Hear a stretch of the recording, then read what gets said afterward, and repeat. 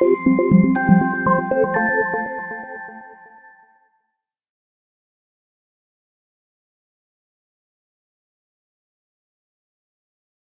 suis Normand Duluth, je suis vice-président chez D4ALL Stratégie, une firme de consultants ici à Montréal qui a eu l'occasion de travailler pendant de nombreuses années, depuis de nombreuses années avec Titre, qui est l'instigateur de ce congrès. Alors ici, on est ici pour parler de tout ce qui concerne les politiques d'accompagnement. Dans le fond, certaines personnes handicapées doivent être accompagnées d'une personne assistante pour vaquer normalement à leurs occupations. Donc, comment accueillir ces personnes assistantes? Est-ce que leur charger des droits d'accès est une mesure discriminatoire? C'est des sujets qu'on veut aborder et qui ont été abordés ici même dans l'organisation de ce congrès par le comité de programme quand est venu le moment d'établir la grille tarifaire pour les frais d'inscription à ce sommet aujourd'hui. Dans le fond, les questions qu'on va souhaiter aborder, que nos panélistes vont certainement aborder avec leurs expériences réciproques, c'est jusqu'à quel point donc le droit à l'accompagnement doit être basé sur un examen médical de la personne handicapée, comment éviter la multiplication des examens, des démarches administratives et des cartes d'accompagnement, et quels sont les frais, tout pratique, qui pourraient être considérés comme raisonnables de charger à un accompagnateur et dans quelles circonstances. C'est un peu les sujets qu'on va demander à chacun de nos panélistes d'aborder. On va tous leur octroyer 5 minutes pour nous faire part de leurs expériences, pour qu'après coup, on puisse avoir une période d'échange avec vous, questions, points de vue ou expériences que vous autres-mêmes, vous auriez pu vivre dans vos milieux respectifs. Nous devions commencer par Mme Ducharme, donc on va aller directement à M. Barry Ginley pour nous faire part de ses expériences dans les politiques d'accompagnement au Royaume-Uni. M. Ginley.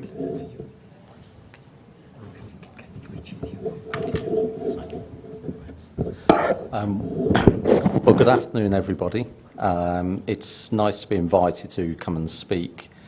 My views on this debate actually stems from my registration for this conference, and I was astounded to see that to bring my support worker along, I was going to have to pay $350 on top of our airfares and accommodation, etc. So me being me, decided, no, I'm not going to have this. So I contacted the organisers and said, you know, in the UK and other countries, this is discrimination. And it's, you know, I've never had to pay for my support worker to go to and attend a conference. And I understand the reasons why they wanted to charge because of sort of meals, etc. But it's a case of, do you want disabled people to come to conferences such as this?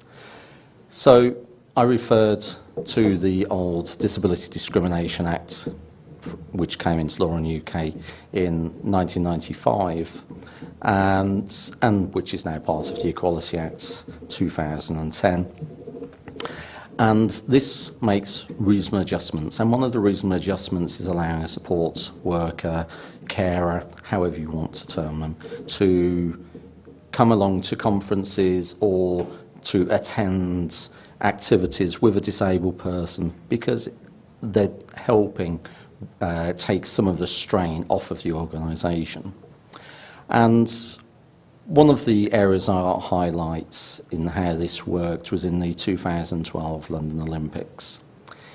From the lowest £10 per seat ticket up to the £2,012 per seat, so corporate activities, a care worker, friend, support worker, whatever, went free of charge. Initially it wasn't going to be the case, it was only going to be the case for wheelchair users because you could see their disability. Again, I jumped up on my soapbox and said, well, this is unfair for blind people such as myself, people with mental health problems, learning disabilities, and so on. LOCOG, the organisers of London Olympics, sort of tried to push a response to the very end before I could then not then get tickets. So I went straight to the BBC, to a disability programme the BBC runs, and they took it up and the policy got changed. So, you know, meant that every disabled person going to the Olympics was able to claim a free place. This has now been taken forward on the Paralympic Advisory Committee, which I've been asked to sit upon, which has been set up by the government to look at best practice and sort of, and what was done in London, much of was best practice for disabled people. It's been seen as the most inclusive Olympic and Paralympic Games. But I don't just sort of shout because of being a disabled person myself. As the Equality and Access Advisor at the Victoria and Albert Museum, we put this into practice. For our special exhibitions, at the moment we've got a constable exhibition. For visitors, it's £15.50 to get into the exhibition. And to make the reasonable adjustments, we do charge a concession rate for the disabled person, which is £9. But two people go free of charge. And that's not just sort of allowing one person, it's in case somebody has high support needs. So therefore they need just more than one person. For our year courses, which cost over £2,000, if you need an assistant or a support worker, that person goes free of charge. So, we try to remove the barriers to sort of being able to, allow people to gain access. We don't always get it right, but we're having a go. So that's one thing if comes from this conference, is that anytime you're planning a conference or service, you factor in the needs of disabled people, and that may mean sort of sometimes taking a financial hit on allowing a support worker to come along to the conference. So if there's something we can take away from this conference, it's that don't penalise disabled people with an extra financial burden. Thank you.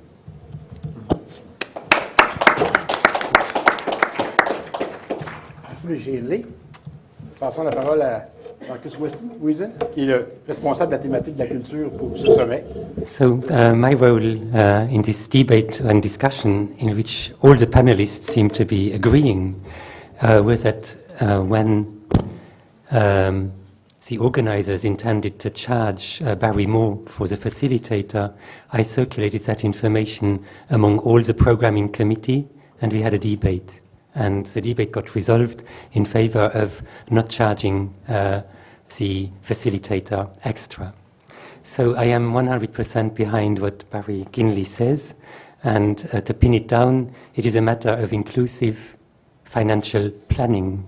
We talk about universal design, that's not only in products, it is about financial, administrative, procedural processes.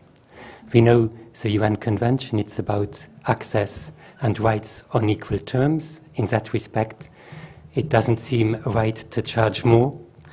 In the UK legislation, one also says it's unlegal to provide a service on different terms. So if you ask a disabled person to pay £20 instead of £10 for a non-disabled person, it's not on equal terms. So within that legal framework, there is no question about that whole thing. I also have a sense of gut feeling, like this kind of innate sense of social justice that tells me it's not right. I must be very careful, though, when I say I have gut feelings. A racist will also have a gut feeling, but he or she is wrong. So let's also try to objectify those issues. I want to look very briefly at what might be parallel situations. One is higher education. Would anyone want to pass on the extra cost of having a sound system, or of having a signer, or of supporting a student with dyslexia on to the students? It is simply not on within the UK or French or European education systems.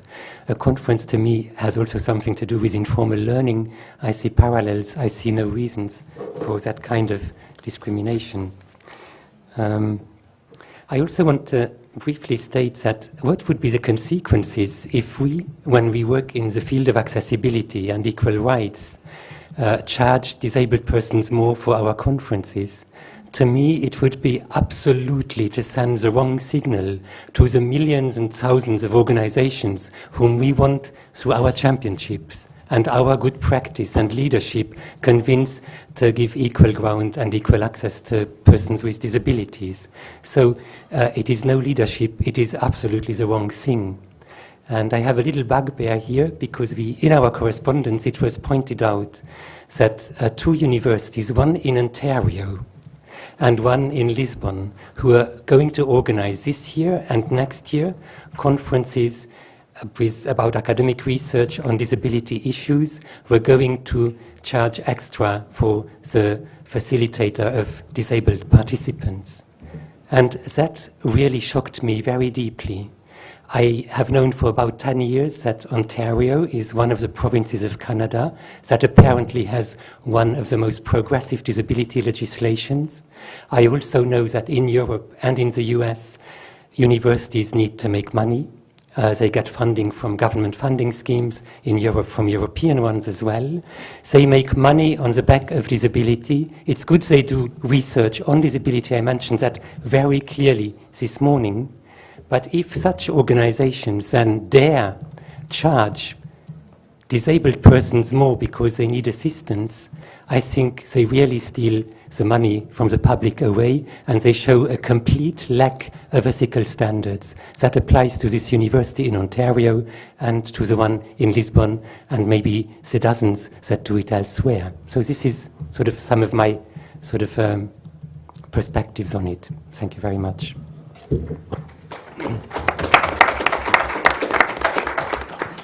Je vois que nos 2 premiers conférenciers sont rentrés dans l'horaire.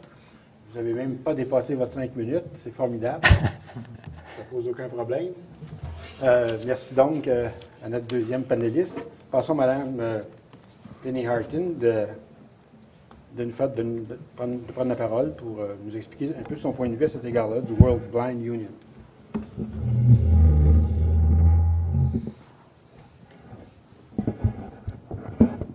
Okay, thank you very much.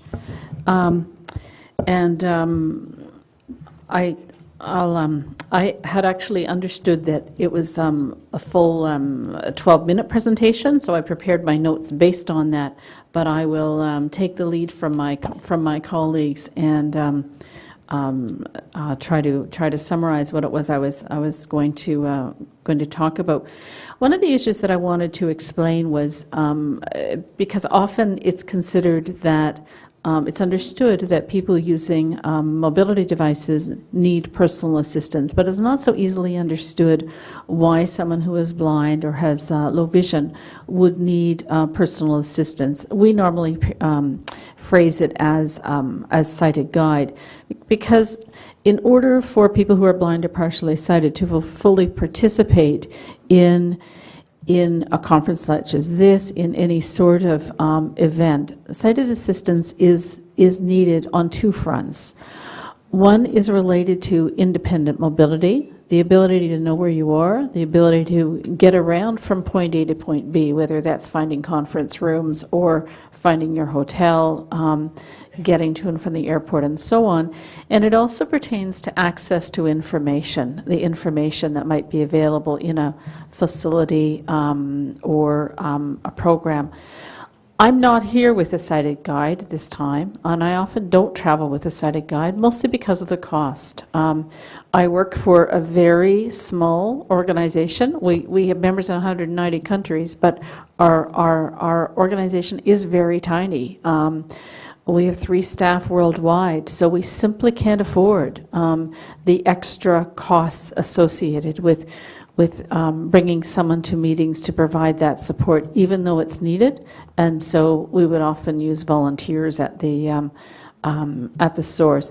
And it was my assumption here, quite honestly, that I've lived in Montreal before, so I know the city, but it was also my assumption that given that this is an accessible conference, a conference dealing with accessibility, that it would be fully accessible to all disabilities, and that it would be more likely to have the information in Braille, not so, unfortunately, to have other accessibility features in place so that it would be more possible to be able to participate without sighted assistance. On the other hand, when I went to the International Transport Forum in Leipzig earlier this year, I knew that wasn't oriented to people with disabilities, that very few people with disabilities would be there, so there wouldn't be much that would be accessible, and I was right.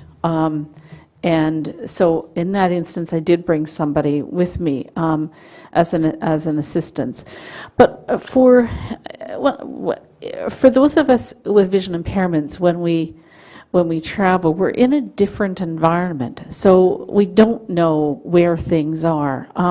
We need to learn routes, and if you're going to be at that place for a long time, then you're going to learn it. You're going to learn how to use the metro. You're going to learn routes from different locations. But if you're only there for a day or two, then it's going to take longer to learn those routes, even if you have good mobility skills. And even with a guide dog, such as I have, I still have to tell her which directions I need to go in. She remembers them, fortunately, so it makes it a bit easier to learn new environments. But that's really important. But also for full participation, just having the access to the information, knowing where things are, knowing where your thermostats might be in the room, how to set in your hotel room, how to set them. So all of those are features, and all of those are also features when you're visiting cultural institutions, traveling on transportation and so on. My view is that accompanying persons are in fact facilitating that service provider to provide a full and inclusive service for people who have disabilities and who are paying for their fees. So I think I'll leave it there because I think we're all basically saying the same things, and it's really just to kind of highlight the perspectives and what's needed. Thank you.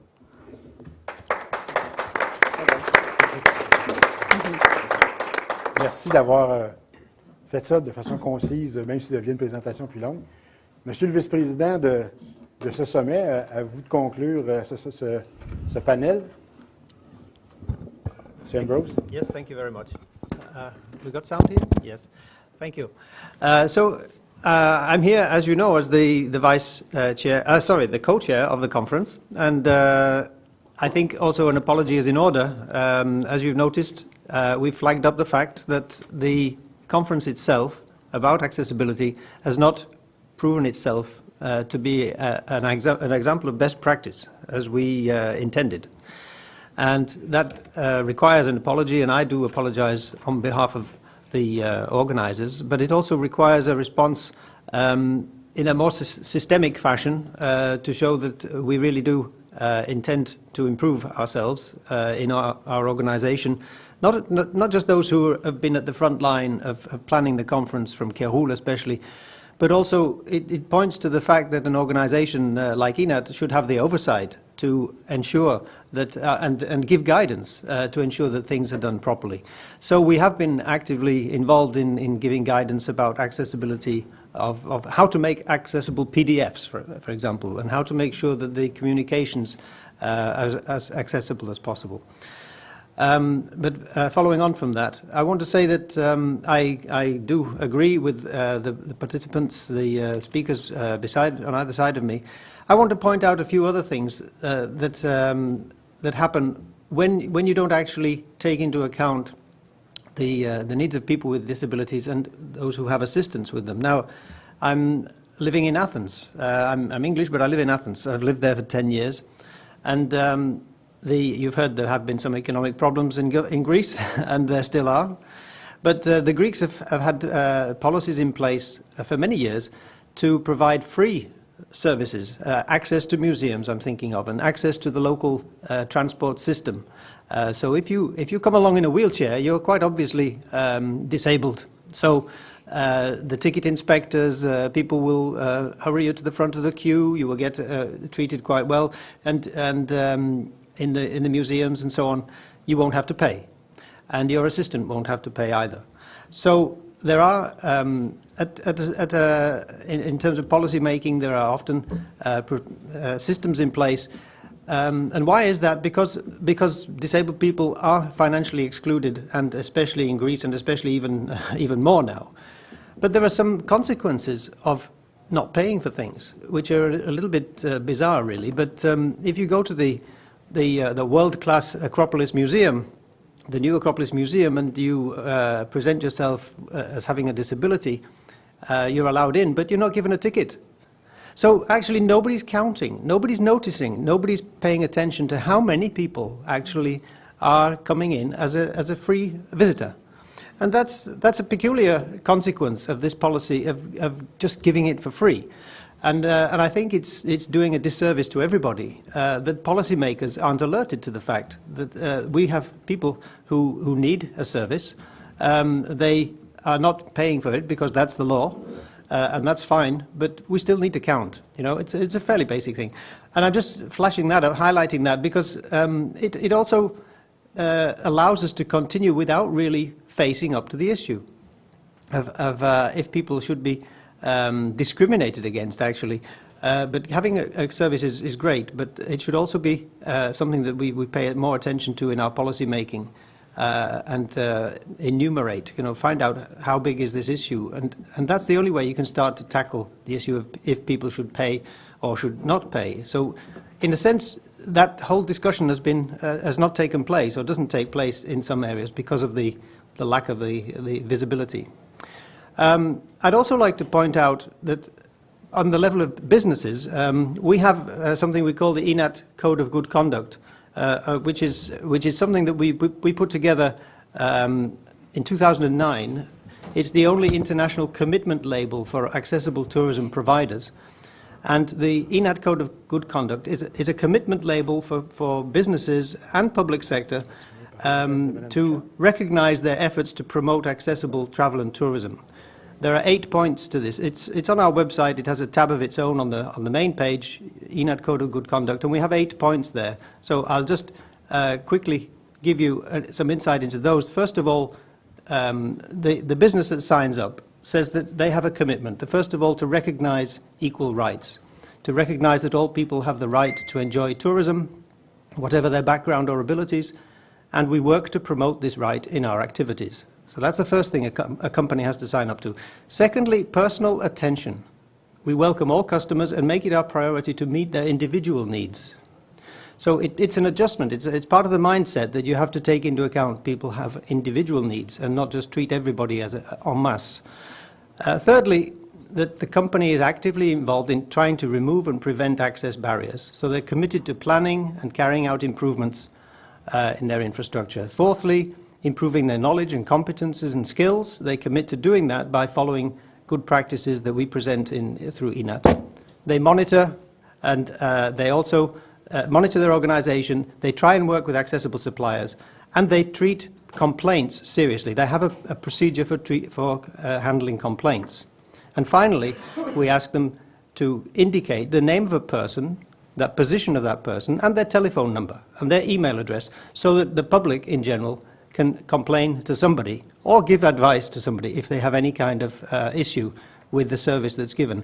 And I think that is the code has been signed only by about 80 of our members at the moment, and it's only for ENAT members, but we're thinking of opening this up generally to allow everybody to work towards meeting the requirements of this code, because we think that it's important that businesses should be able to show that they pay special attention to all their customers and work within an ethical framework. So that was just to add something to this, another dimension to this discussion. Sorry to overrun. Thank you. Thank you.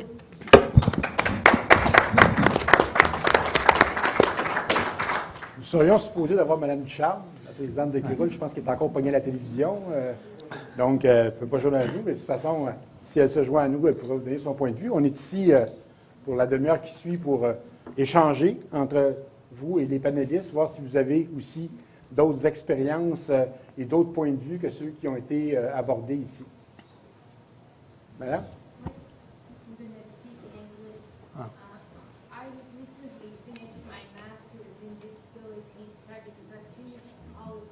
Micro.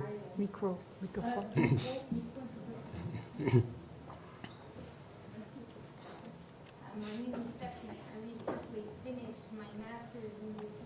Attends. Oh, Wait a second.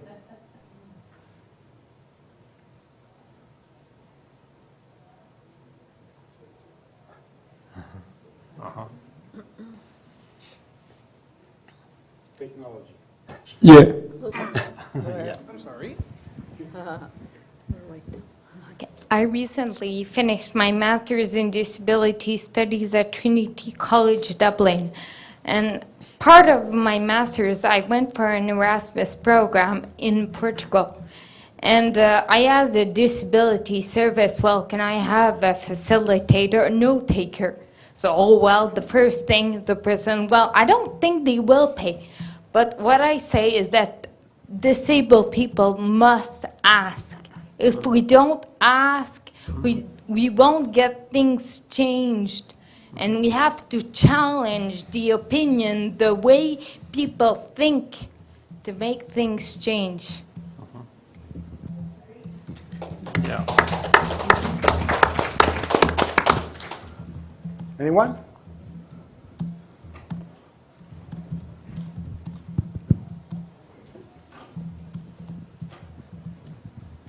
Bonjour, Dominique Rabé, consultant en France. Je voudrais être l'avocat du diable, c'est possible? Oui, oui, s'il vous plaît, s'il te plaît. En France, nous Ça fait de travaillons. meilleurs débats.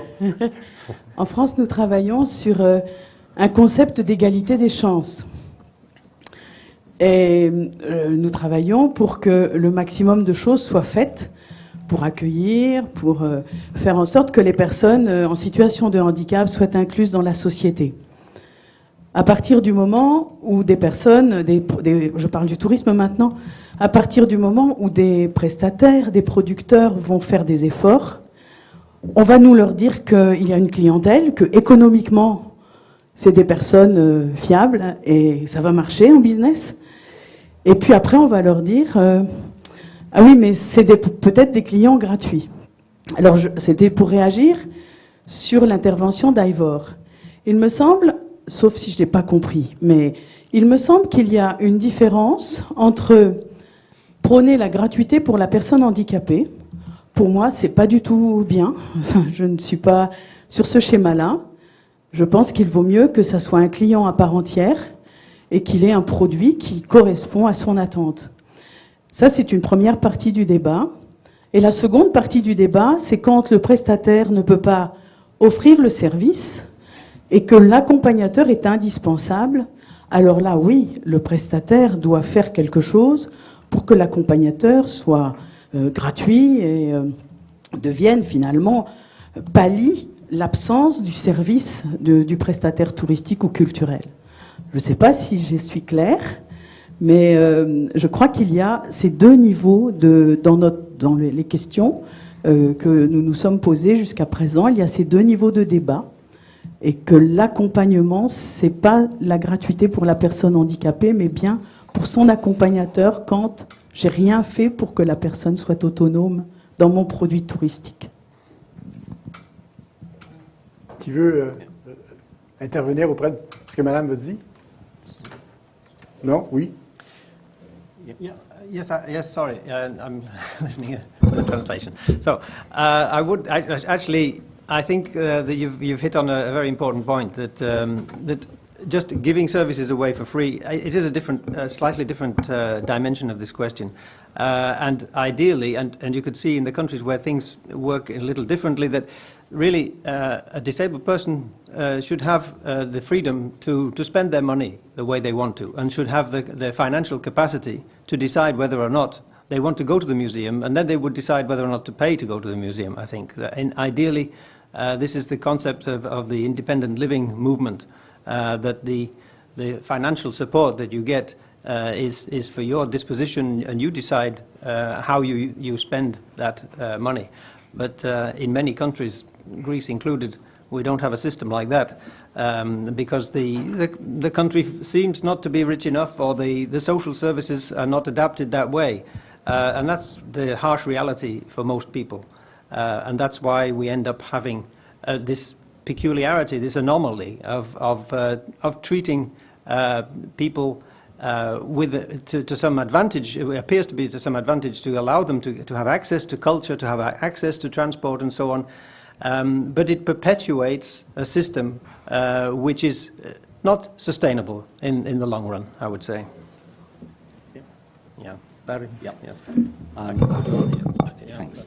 Yes, this sort of the free admission policy, I changed at the V&A a couple of years ago because disabled people went free of charge, as well as their two sorts of carers and so on. And to fall in line with other museums and galleries in London, I decided to charge the concession rate similar to what students pay.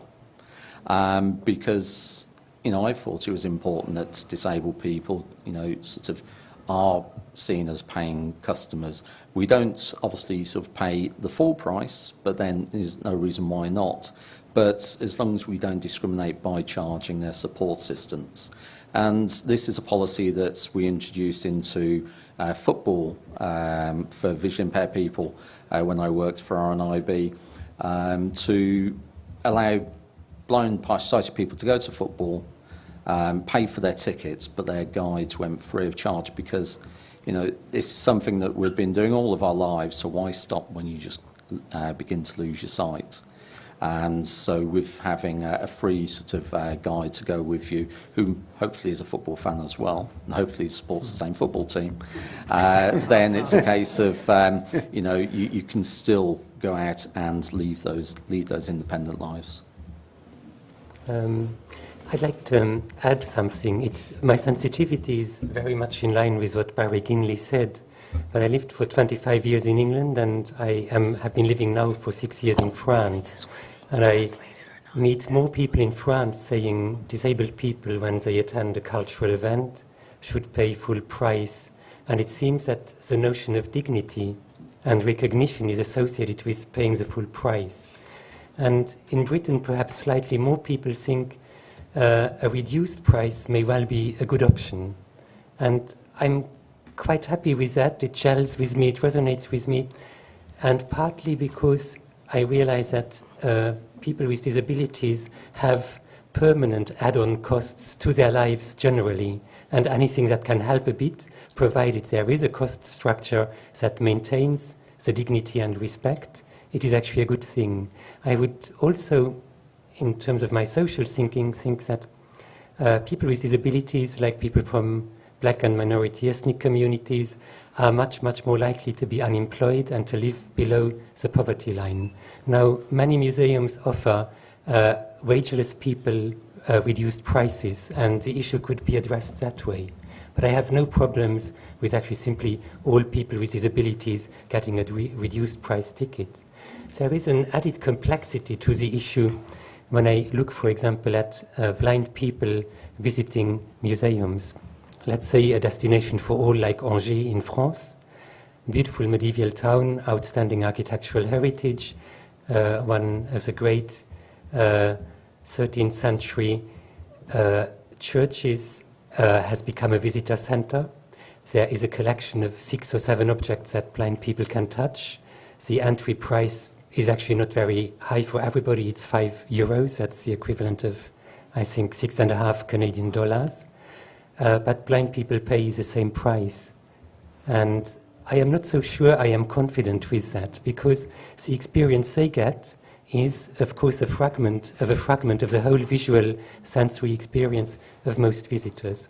But by saying that, I have no radical conviction that it must be this way or that way, because we may find 20 or 50, if you want, individual cases here, and organizations, publicly funded or commercial in the cultural sector, need to have a fairly simple way of creating their price structures. But it's one that deserves discussion, debate, reflection.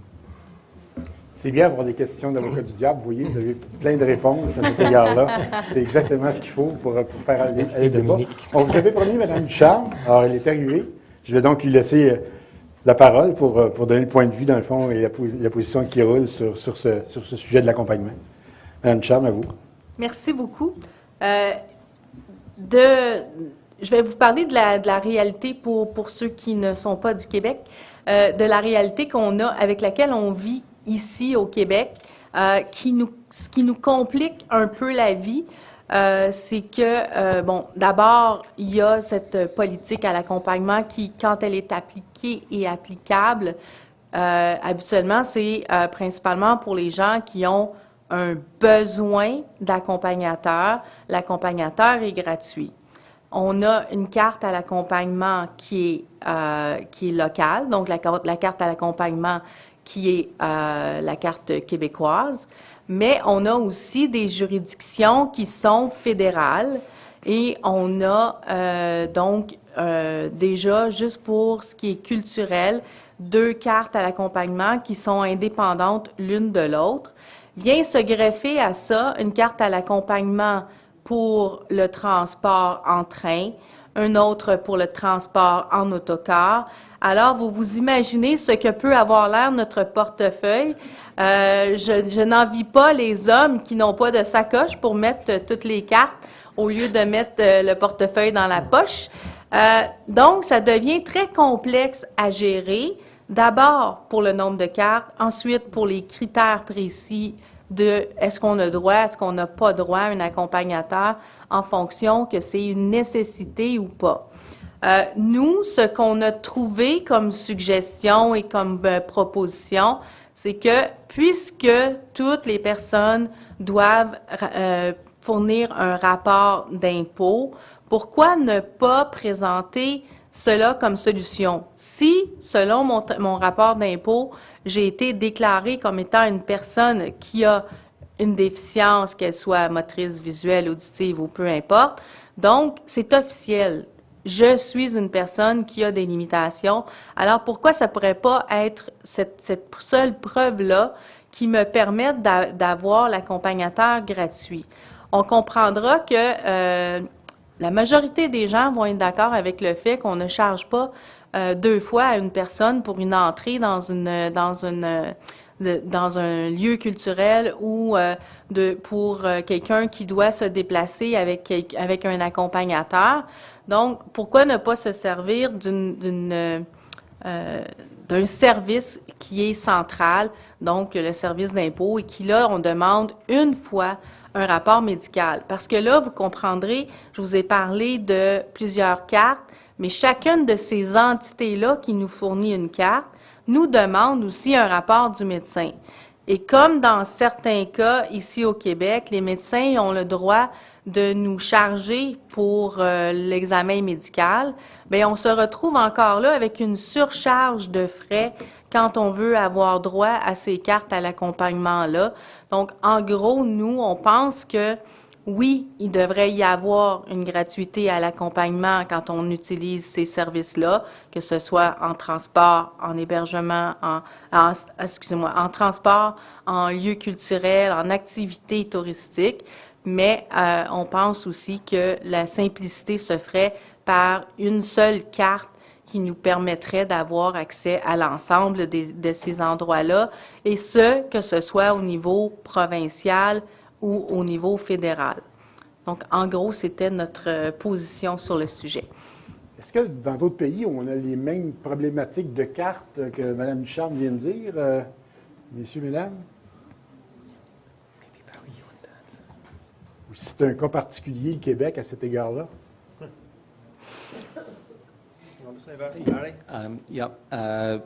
In the UK, we have many different cards as well.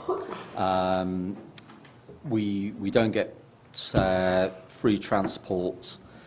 Say for rail journeys, the disabled person and their guide gets 30% discount each. So, but it's only in like cities such as London where you get completely free transport if you're a disabled person. And that's for tubes, buses, overground, and Docklands Light Railway. So, but say like for the V&A, we don't actually ask for proof of disability when people are applying for the disability concession rate for our exhibitions or our courses. We literally take people on their words because there's just so much medical evidence out there that I don't know about it all, and I'm supposed to be a disability expert in the organisation. So literally, if somebody says they're disabled, we accept them on the word, and that includes people who don't look disabled, who may have a mental health problem, etc. So, you know, it's everybody we take on their word. Je vous répondrai par anecdote. Je suis toujours content quand je vais en Allemagne, à Cologne, voir mon ami Siegfried. Siegfried est aveugle et quand je voyage avec lui, je ne paye rien du tout. Voilà. Et on ne vous demande pas de carte. Non. On demandera celle de Siegfried peut-être, mais je crois que le système allemand est plus simple. Est-ce que c'est un trait culturel québécois d'avoir recours à des cartes?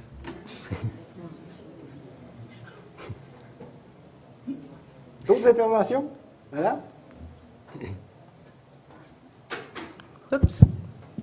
Bonjour, je suis Monique Lefebvre d'Altergo, un organisme qui travaille dans la région de l'île de Montréal. Je voulais simplement savoir, quand vous dites que les personnes n'ont pas besoin de prouver qu'elles ont un handicap, est-ce que ça fonctionne pour les personnes qui ont des handicaps invisibles?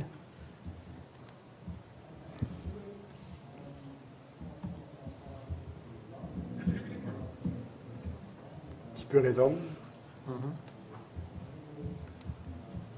Is there, would you like to answer? Because I don't know much about this issue. Yeah. Can I just say a couple of words on that? I'm going back to Greece again, since I'm living there, and I've told you already. I think that we do see some enormous hurdles. I mean, it happens very frequently that people are asked to prove that they are disabled, you know. Prove, have you got the card, have you got the doctors, so and so. And just, this happens to people whether they are citizens of the country or whether they are visitors. And I think this is a particular area where visitors come off badly, because especially in Greece, if you don't have a doctor's report or certificate from a Greek doctor, then they can easily turn you away, or they can give you a hard time. I mean, it's a matter of lack of training, lack of understanding, I think, on the part of the people who we often call them, you know, at archaeological sites. They're called guards, aren't they? You know, they guard the site against the visitors, rather than help people to enjoy the experience. And there have been many stories of that sort of thing. And also for people who are perhaps traveling in the ferry boats to the islands, there are cases of people who have had an accident while they're traveling, and then they're coming back with a broken leg or something, but they haven't got a doctor's note, so they can't use the elevator in the ship to go from the car deck up to the passenger decks, because the elevators are only allowed to be used by people in wheelchairs. Yeah.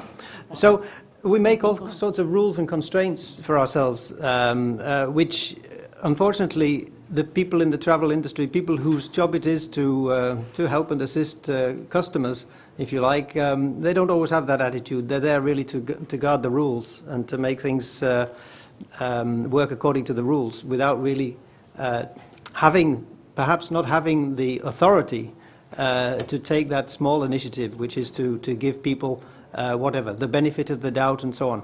But there is a contrary experience which I've heard about in the Disney parks, that some disabled people have been hiring themselves out to large families to enable the families to get to the front of the queue, because people with disabilities can get to the front of the queue when they want to go on the Magic Mountain or whatever it is, and so they can save a lot of time if you can rent a disabled person at the gate and take them with you. Pretty entrepreneurial, but that came from the States, you know. But that's just one of those nasty stories that you know. There's also a kind of, what do you say in French? Représentation sociale. That how is it that, you know, how do we deal generally with disabled people in society, and how do people fit in, and there will always be differences and there will always be imbalances, I suppose.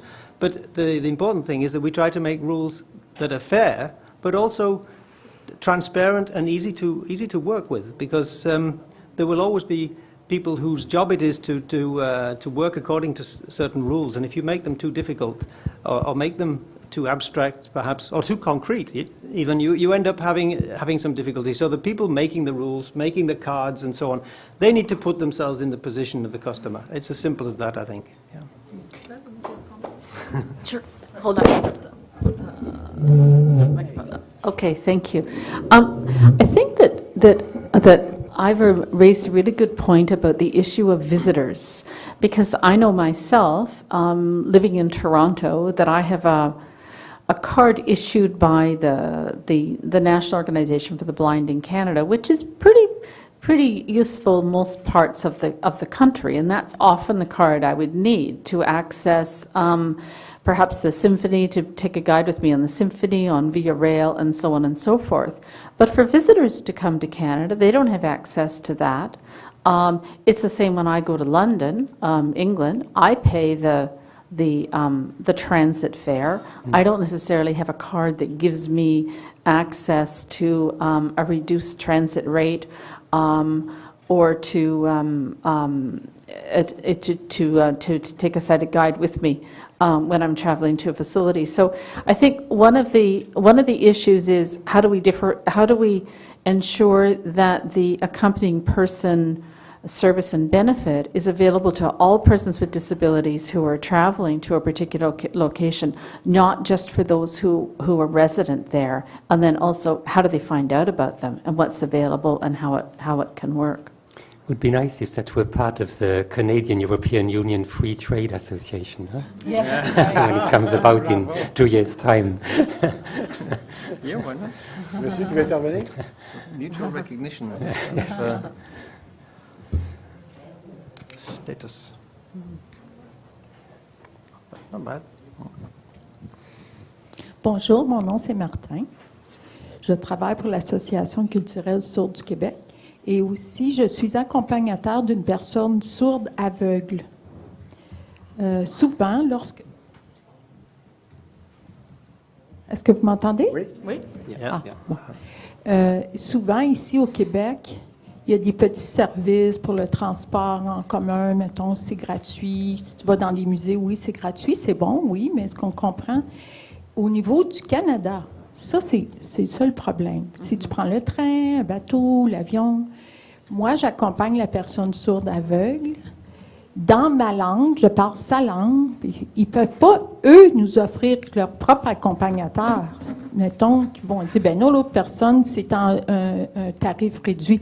Non, je comprends, mais ils ne peuvent pas trouver d'autres accompagnateurs pour lui. Il faut qu'ils connaissent sa langue.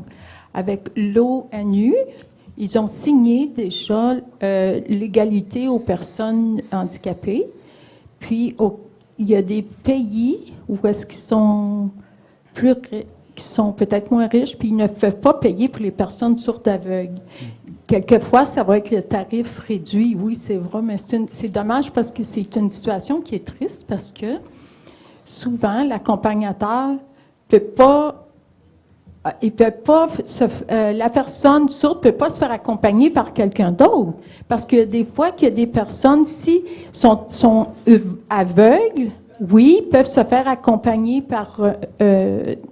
même s'ils vont dans un autre pays, ils peuvent avoir un autre guide parce qu'ils vont parler peut-être la même langue. Mais si tu es sourd, donc tu dois connaître la langue de la personne sourde. Puis comme moi, quand j'accompagne cette personne-là, je dois prendre ma voiture pour le transporter parce qu'on ne peut pas nous offrir justement la gratuité. Fait que moi, je prends tout mon temps pour lui, pour l'accompagner, et je dois prendre ma propre voiture. C'est souvent les situations qu'on vit, que vivent les personnes sourdes aveugles. Madame, je pense que tu veux intervenir.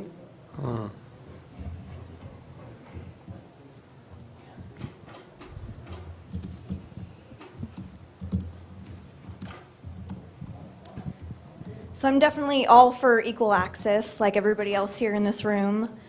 The problem that I see with offering too many free services, we get into museums for free, we get free rides, is the fakers. I mean, I know you brought up the Disneyland example, which is what I wanted to talk about, but I just feel like the more things that we offer for free, I mean, the more that people are going to catch on, especially in America. I guarantee it'll probably happen there first.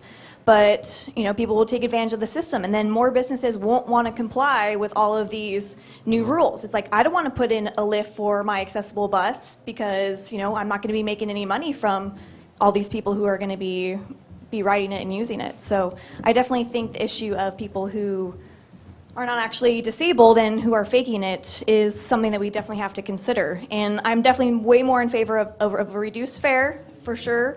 especially at places, not necessarily at a ball game where I have equal access just like everybody else. I can see the game, I have access to all the facilities. I have no problem paying that full amount. I'm just like everybody else. That's what I want. I want to be able to go to a hotel and get all the access that I need. I want to be able to travel just like any other able-bodied person. That's what I want. But let's say I go to an aquarium. For example, in Boston, the Boston Aquarium, I got in there free because the very, very top level isn't accessible, which, you know, it was a $25 ticket, which I thought was a little bit inappropriate that I got in there for free. I wasn't going to say anything, but, you know, having a reduced fare, you know, just in comparison to, you know, how much access there actually is how much we should actually pay for. So if you go to a garden and you can only access 30%, then you should pay 30% of the fare. Can I comment? Right. I tend to agree with you on that issue. And actually, I come back to the UNCRPD, the Convention on the Rights of Persons with Disabilities, that there's a paradigm shift in the UNCRPD from the charity model to the rights-based model. And I think we're halfway in between. I think the charity model is when everything is given for free. I think the rights-based model is when the fees are adjusted to reflect perhaps what reduction in service the person is going to experience because of the services and accessibility and to that disability. And I also think that free or no cost accompanying service is a right to for those who need it in order to access the service or program. But for me to get a free concert ticket, free access to the university or to a museum and so on, I think that's charity, and I'm not sure that that's really where we want to be going. Yeah, I was going to go in that same. I had the same kind of idea. If you let me get in somewhere free just because of my disability, then I don't feel like you're considering me like a full person like somebody else. But I do think that in some cases we do have to have the free, the reduced or free. That's something to be discussed. But for people that, you know, can't travel or can't go to a museum or even to a concert, if they can't go on their own because of health issues, and all we need is real criteria to define what does it mean to need that person to accompany you, and maybe the way to be fair to everyone, so fair to the person with a disability that needs to be accompanied, and to the business that needs to have that income that comes in. Maybe the best solution would be to be a reduced fare in accordance to, be equal for both sides of the fence. J'aimerais peut-être bien juste reprendre la discussion sur les personnes sourdes aveugles, parce qu'elles posent des problèmes extrêmement profonds et en général nous nous arrangeons de ne pas bien les écouter. J'ai travaillé 15 ans au Royal National Institute of Blind People à Londres. J'ai travaillé à l'occasion, mais très très rarement, avec des personnes sourdes aveugles. Une fois, j'ai co-organisé une exposition d'art d'un artiste sourd aveugle où nous avions non seulement du braille, de la langue des signes, non pas de la langue des signes, mais de l'info en grands caractères en cassette. Et en plus, il y avait des personnes qui savaient l'alphabet manuel des personnes sourdes aveugles. Mais c'est une très très rare occasion où cela s'est passé. Alors j'aimerais juste essayer de voir qu'est-ce que cela représente en tant que problématique sociétale ou pour le moins conceptuelle. Nous parlons tous de plus en plus de la conception universelle ou du design for all. Et quelque part, nous restons tout de même, qu'on le veuille ou non, dans les schémas. Oui, nous avons 4 grands groupes de personnes en situation de handicap. C'est évidemment une simplification énorme. Elle a son efficacité, mais finalement, elle rend notre vision de la réalité plus étroite si nous ne la mettons pas toujours en question. Et qu'au fait, au niveau de la conception pour tous, nous ne sommes pas arrivés loin si nous n'arrivons pas à faire et offrir des services pour des personnes, par exemple sourdes aveugles, ou qui ont d'autres types de handicap ou de comportements et de besoins complexes. Ce n'est pas une accusation, c'est simplement un constat. L'autre question, ce serait de savoir comment pouvons-nous aller de l'avant pour permettre de ne pas laisser tomber ces problématiques dans l'oubli.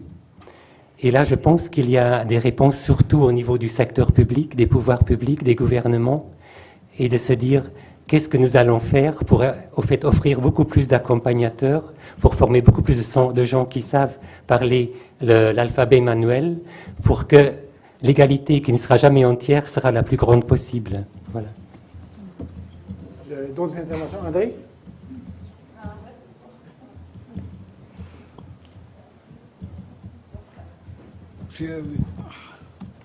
Vous voyez, j'ai besoin d'un accompagnateur pour tenir mon micro.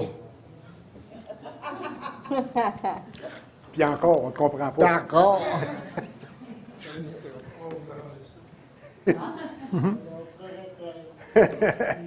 Tu enlèves son scoop, là. Merci. Bon, je n'ai pas besoin d'accompagnateur.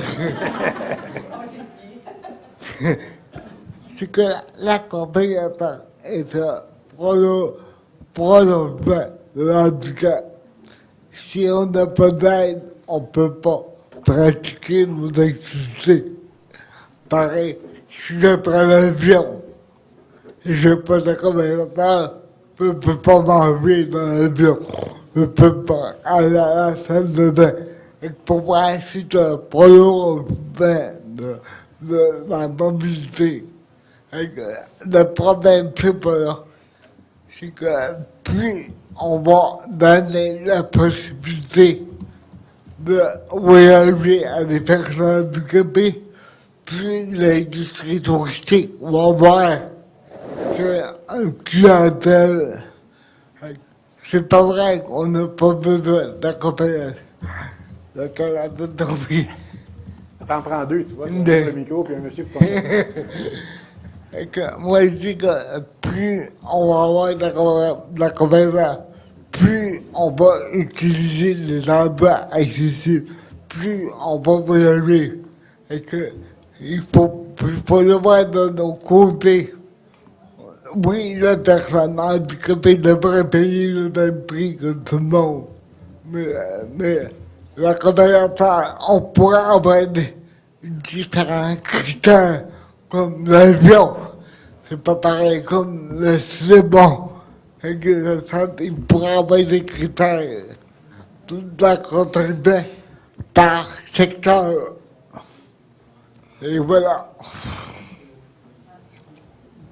Non? Monsieur?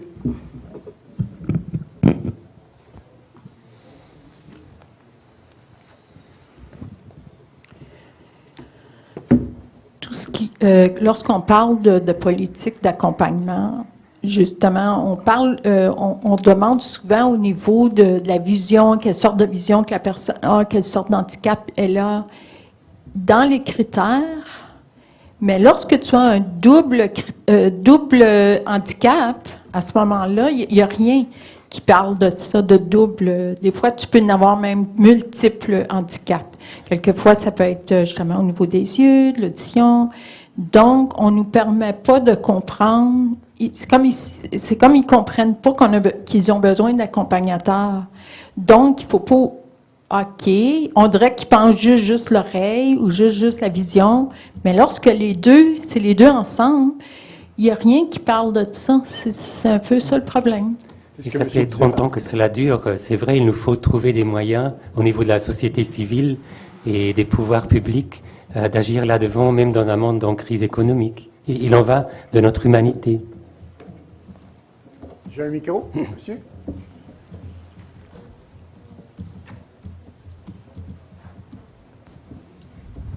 Thank you. Michael Fembeck from the ESL Foundation in Austria. I also have no solution for this for free or not for free. I just want to add another perspective, which is the human rights perspective. It can be discussed of a way of is positive discrimination the solution or not, or is positive discrimination the opposite of inclusion? So this is just to give two different names to the discussion that we have. I personally think that for a society in general, it's not good to have those that give and those that take, but always let those that take also contribute.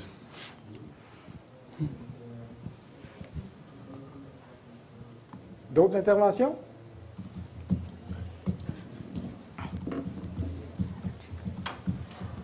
Merci. Je voudrais faire du pouce sur ce que monsieur a mentionné. Nous, on travaille aussi le concept d'accompagnement des enfants dans les camps de jour. Et au tout début, le gouvernement donne des subventions aux organismes pour accueillir les enfants. Et de plus en plus, la Commission des droits de la personne du Québec appuie les parents pour que les camps de jour soient dans l'obligation d'accueillir et de payer les accompagnateurs. Alors, je pense que dans le milieu des personnes handicapées, on doit aussi affirmer nos droits puis dire ce qu'on demande. Et si on a besoin d'accompagnement, de faire reconnaître ces besoins-là. Et j'avoue qu'au Québec, on est encore un peu timide parce que nous-mêmes, on est un organisme qui aide à redonner ces fonds-là et on voit que les organismes ou les municipalités n'ont pas nécessairement les budgets pour répondre à ça. Sauf que les municipalités, quand il y a des besoins, ils arrivent toujours à trouver des budgets. Puis on n'ose parfois pas défendre assez ardemment le droit des personnes qui ont des limitations. Alors, je pense qu'avec les pas que nous faisons dans les camps de jour, qu'il y a une reconnaissance des droits des personnes, on risque peut-être aussi d'un jour d'avoir des subsides pour payer l'accompagnement pour le tourisme.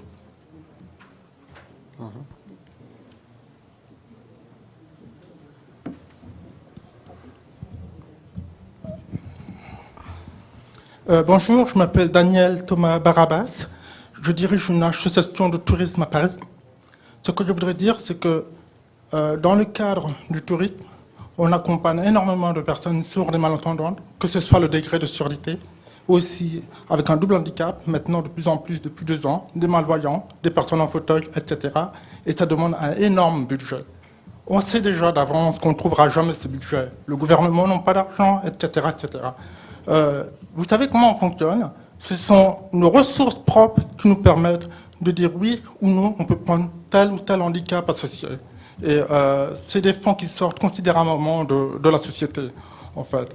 Dans notre société, depuis qu'on a créé la société, on a fait une étude de marché, une expertise totale. Même si c'est une société spécialisée pour les personnes sourdes et malentendantes, nous sommes obligés de la faire fonctionner exactement comme une agence de voyage classique. Et les fonds, nous allons les chercher en négociant notre propre commission, en négociant notre propre loi sur le terrain. En fait, chez nous, en France, il y a des lois, il y a des obligations, et les agences de voyage ne sont pas obligés de les accepter. Donc, le fait que nous sommes une structure avec l'agrément touriste, on les impose ces conditions. Et ces conditions, ça fait quand même 5 ans, 10 ans qu'elles les répètent. Il n'y a pas de normes qui se mettent en place, il n'y a pas de conditions, il n'y a pas de réveil précis des prestataires, des tour opérateurs, quoi que ce soit.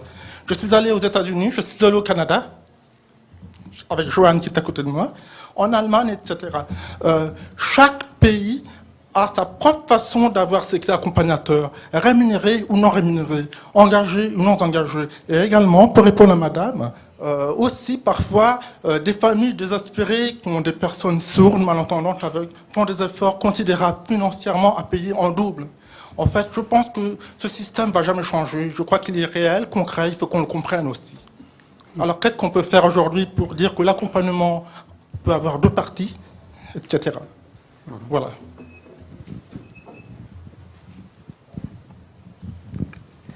Oui, bonjour, Marie-France Noël, Clé Voyage Place Versailles. On parle d'accompagnement pour les personnes sourdes, mais dans ce cas-ci, on parle d'un double accompagnement. C'est que souvent, ils vont avoir l'accompagnement, mais il y a aussi la traduction ou les interprètes, qui sont comme une profession reconnue. Donc, ils ont besoin, en février, il va y avoir un groupe de 12 personnes, dont 5 personnes sourdes aveugles qui s'en vont en croisière. C'est beau, on a l'interprétation qui doit être défrayée, on a l'accompagnement, et rendu dans les aéroports, comment transporter ses valises, l'accompagnateur qui doit traduire en signe, donc la personne ne voit pas et n'entend pas. Imaginez la problématique, mais on s'apprête à le vivre et on pourra justement aller voir qui roule pour parler voyage avant de partir. Je regarde monsieur, je regarde madame, là, vous allez me voir bientôt arriver. On a compris, on a compris. Marie-France Noël, le voyage Place Versailles.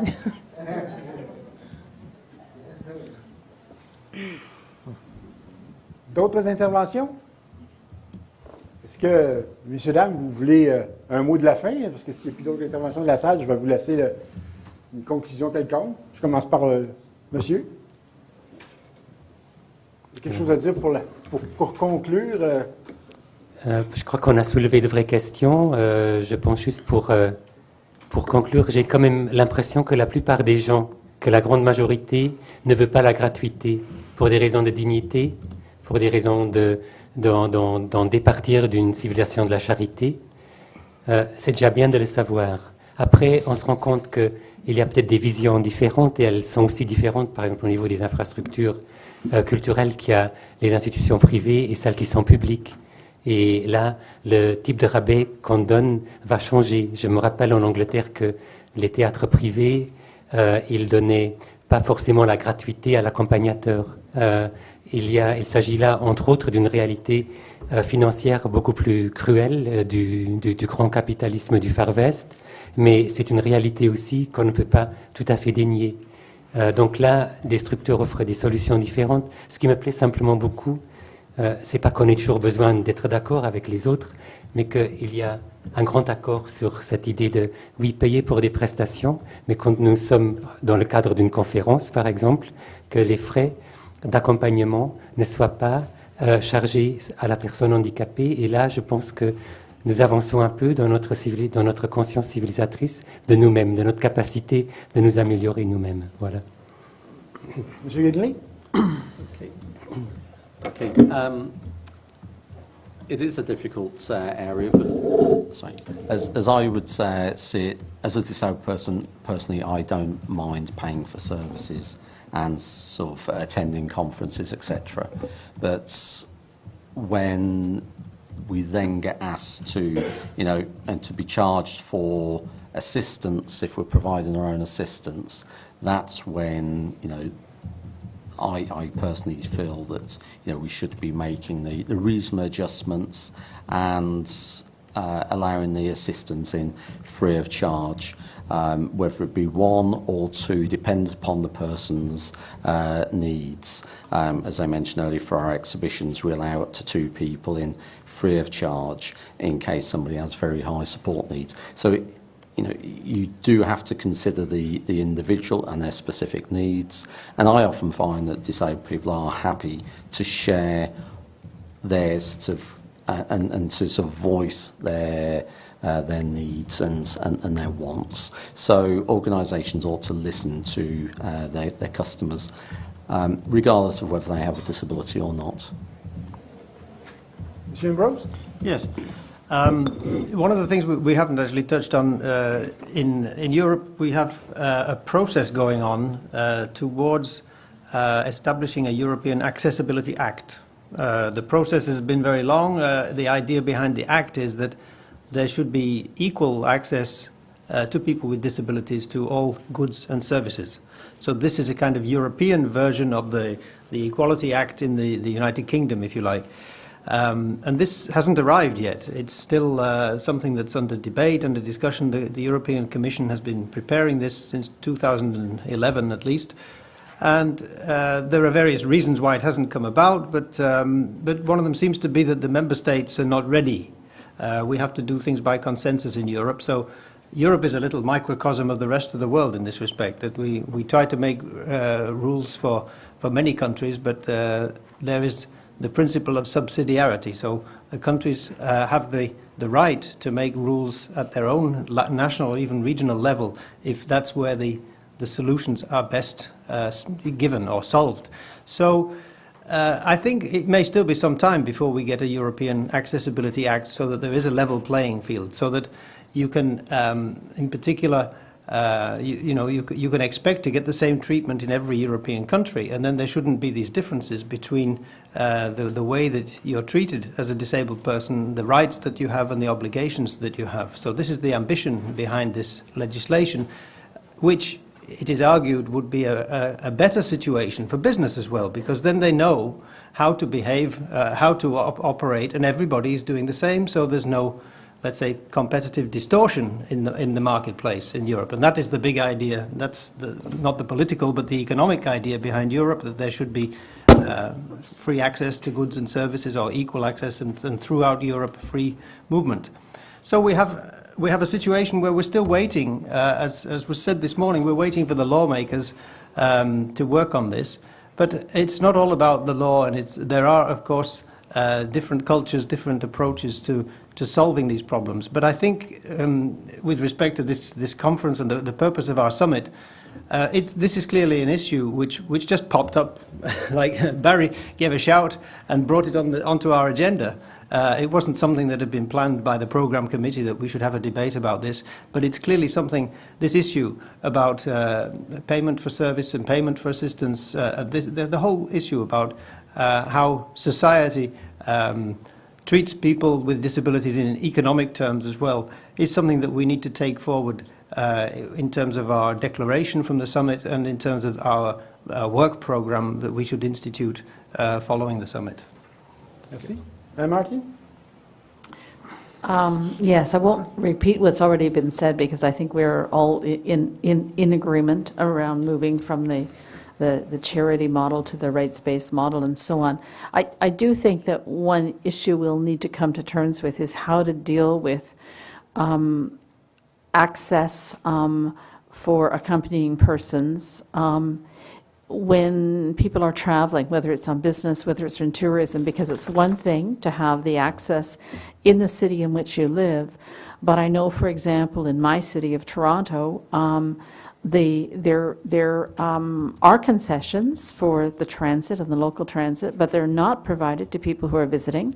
And I guess it's because of the way the taxation works. It's because it's determined, well, if you live in our municipality, then you're paying taxes, so you have a right to certain services, but if you don't live there, you're not paying taxes in our jurisdiction, then we don't have any obligation to provide you with the service, which I think is wrong.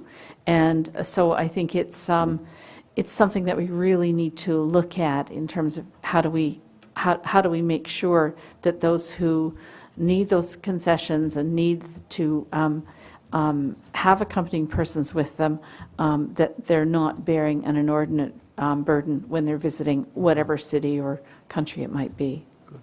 Merci. Thank you, Penny. Madame Michel, à vous, pour le mot de la fin.